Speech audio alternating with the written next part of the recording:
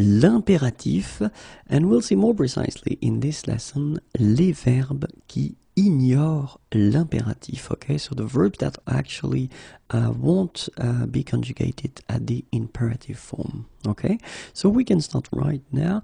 So remember that when we talk about l'impératif, actually we're talking about only three persons. So we will have tu, okay, we'll have nous, and then we will have vous. Okay, so we only conjugate l'impératif for these three persons.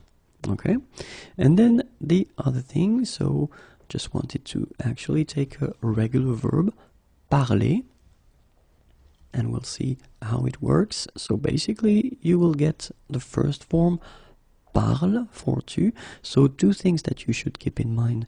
The first one is that if you look carefully, tu, so le pronom personnel is not here. Okay, so that's one thing that is quite important when we talk about l'impératif.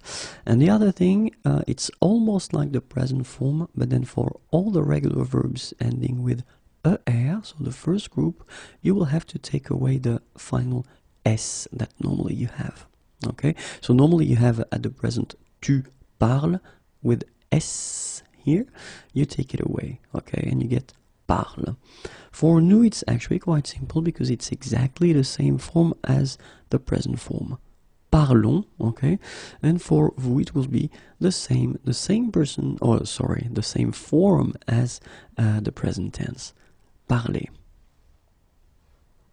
Parle, parlons, parler. All right, so I won't cover much more l'impératif because I've been doing a video that talks about l'impératif. So if you want to see more, then I would definitely advise you to watch it, okay? Because the topic of this video, if you remember, was to see the verbs that actually refuse somehow to be conjugated at the imperative form. Okay, so let's see now what verbs we are talking about. And the first one is pouvoir. Second one, devoir. Third one, faillir, falloir, and then pleuvoir. Okay, so pouvoir, devoir, faillir, falloir, and then pleuvoir. Actually, you won't be able to conjugate them at the imperative form. Okay, so let's see together what they mean. Pouvoir, it's can. Devoir, have to, must. Faillir, almost do something. Falloir, have to, must. And then pleuvoir, rain.